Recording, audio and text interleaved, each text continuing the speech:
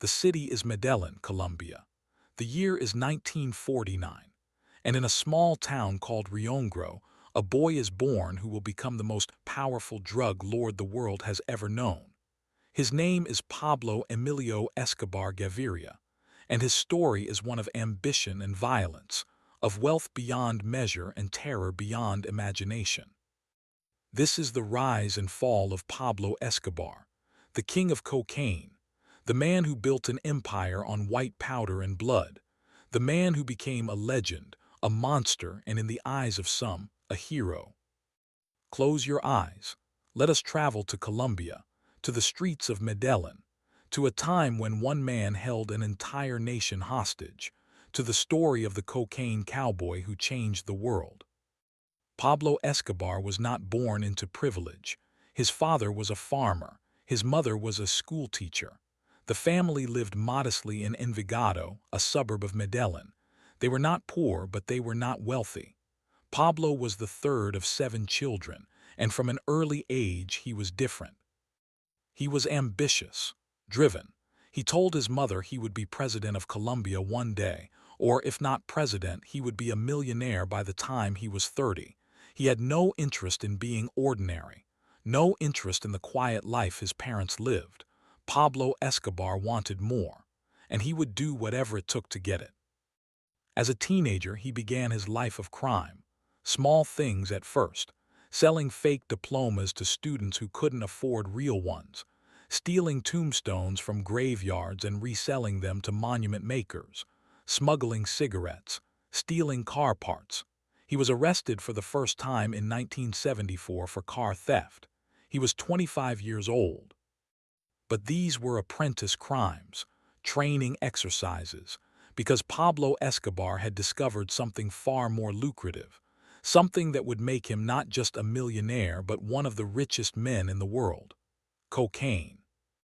In the 1970s, cocaine was not yet the epidemic it would become.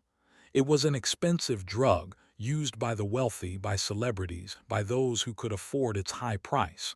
But demand was growing, especially in the United States, and Pablo Escobar saw opportunity.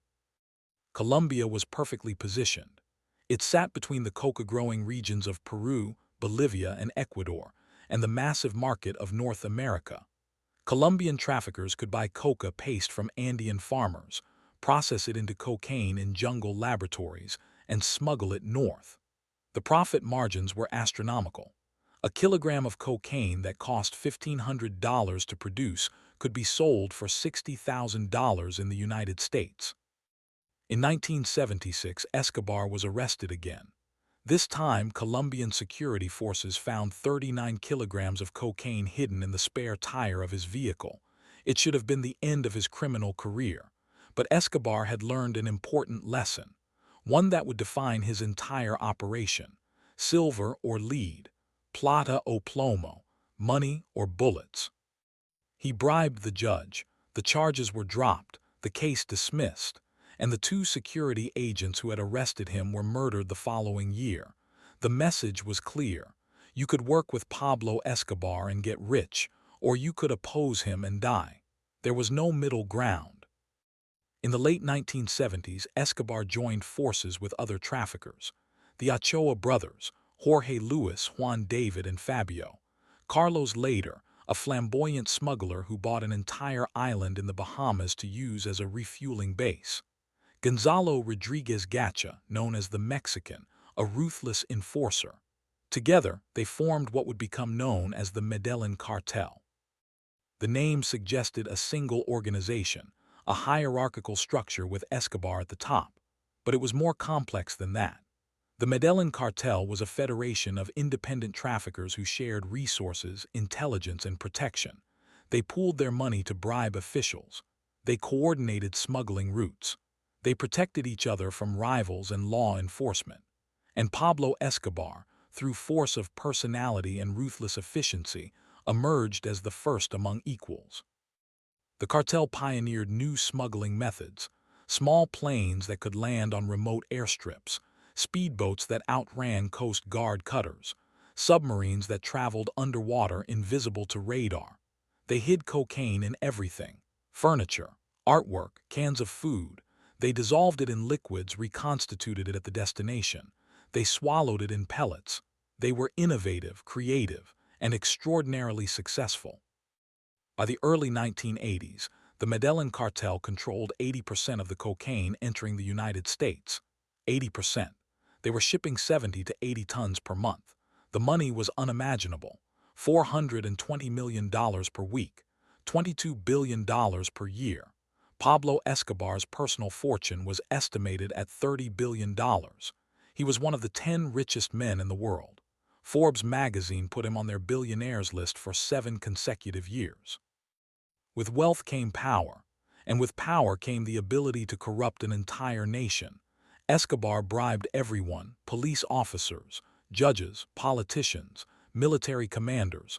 Entire police departments were on his payroll. Government ministers accepted his money. Even presidential candidates took his contributions. The corruption was systemic, pervasive, inescapable. But Escobar wanted more than money. He wanted legitimacy. He wanted to be respected by the upper classes who looked down on him as a criminal, as a peasant who had gotten rich through dirty means. In 1982, he bought his way into politics. He was elected as an alternate congressman, representing a suburb of Medellín. It was a minor position, but it gave him what he wanted most: immunity from prosecution.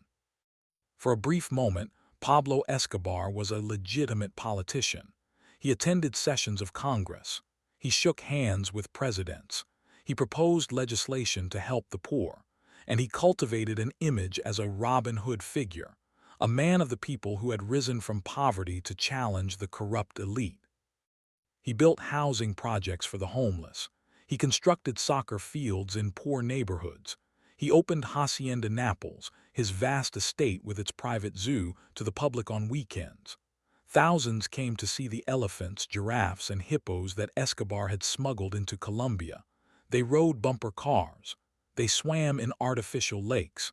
And they thanked Pablo Escobar for his generosity. To the poor of Medellín, Escobar was a hero. He gave them jobs. He gave them homes. He gave them dignity. The government had abandoned them. The wealthy had ignored them, but Pablo Escobar saw them, helped them, protected them. In return, they loved him. They hid him when he was on the run. They refused to cooperate with authorities. They attended his funeral by the thousands when he died. To them, he was not a criminal. He was their champion. But Escobar's political career was short-lived. A crusading journalist named Guillermo Cano exposed his criminal past, published documents linking him to drug trafficking, revealed his connection to murders and corruption. And suddenly, Escobar's carefully constructed image crumbled. He was forced to resign from Congress, humiliated, rejected by the very establishment he had tried to join. It was the beginning of the end, because Pablo Escobar, denied the legitimacy he craved, would now seek revenge. He would declare war on the Colombian state, and he would show them what happens when you humiliate the king of cocaine. The violence began in 1984. Rodrigo Lara Bonilla, the justice minister who had pushed for Escobar's removal from Congress, was assassinated. Gunmen on a motorcycle shot him as his car was stuck in Bogotá traffic. The murder was brazen, public, a message to anyone who dared to challenge the cartel. The Colombian government responded by signing an extradition treaty with the United States. Traffickers could now be sent to America to face trial. For Escobar, this was unacceptable. He had no fear of Colombian prisons.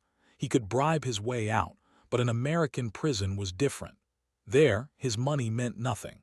There, he would spend the rest of his life. Escobar formed a group called Los Extraditables. The Extraditables.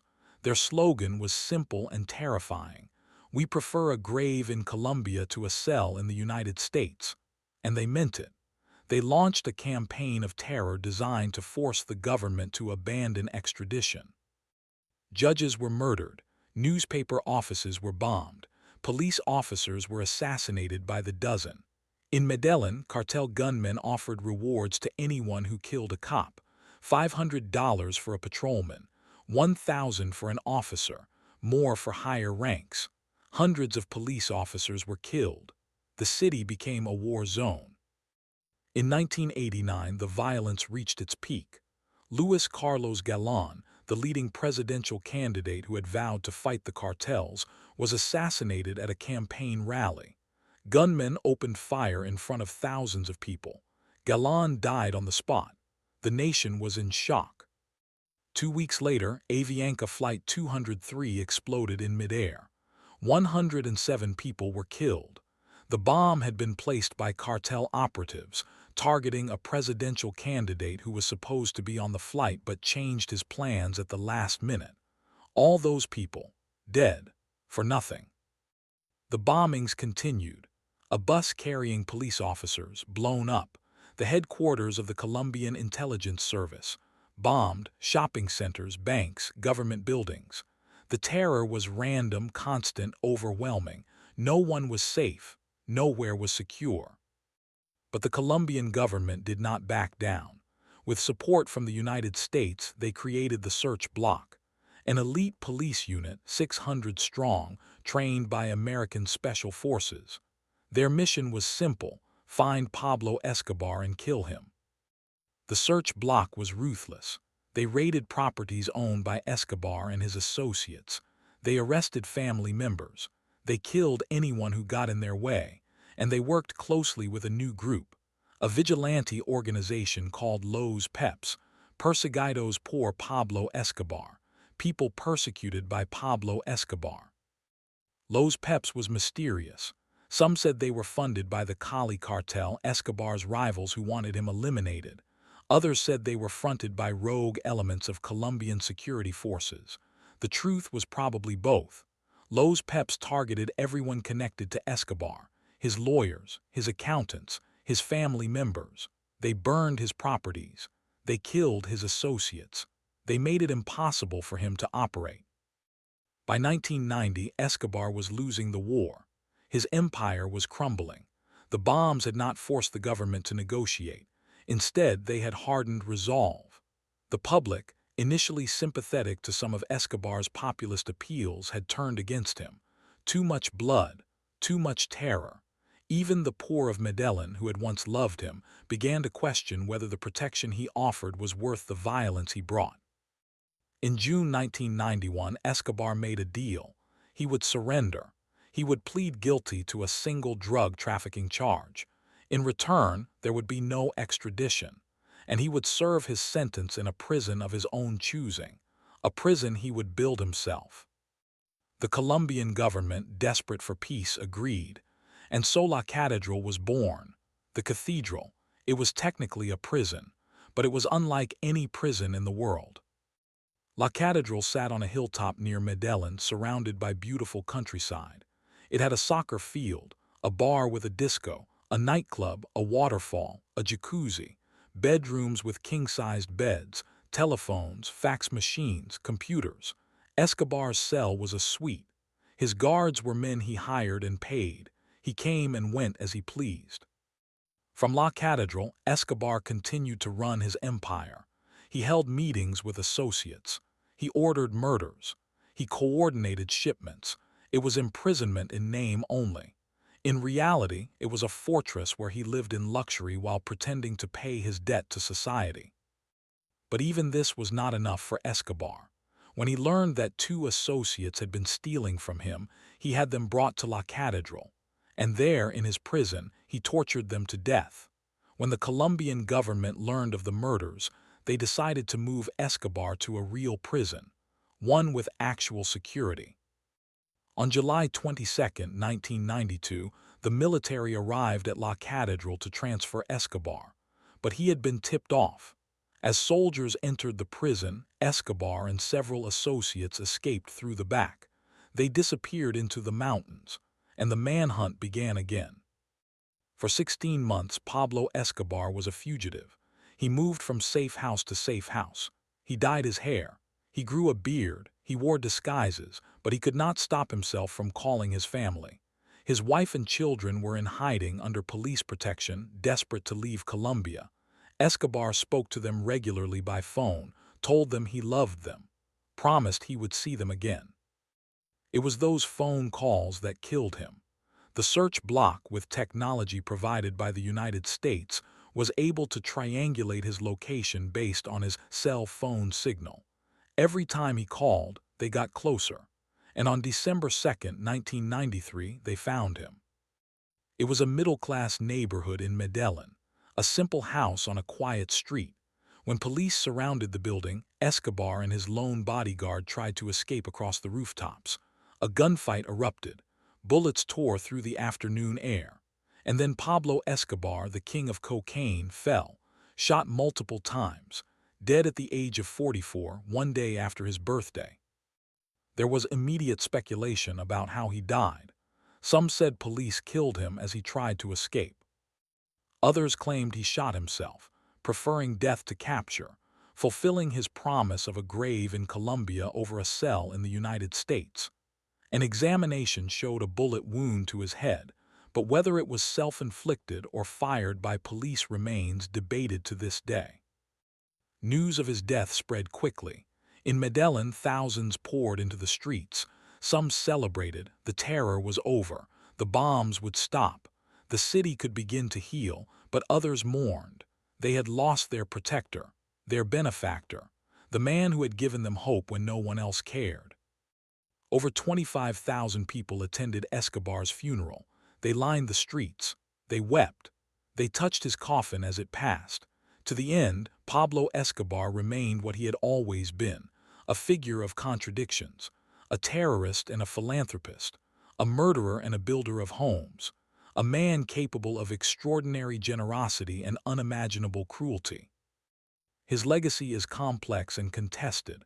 The Medellín Cartel collapsed after his death. The cocaine trade did not. It simply shifted. The Cali cartel took over, then fractured. Smaller groups emerged. Mexican cartels assumed dominance. The flow of cocaine into the United States never stopped. If anything, it increased. The violence Escobar unleashed changed Colombia forever. Thousands died during the cartel wars.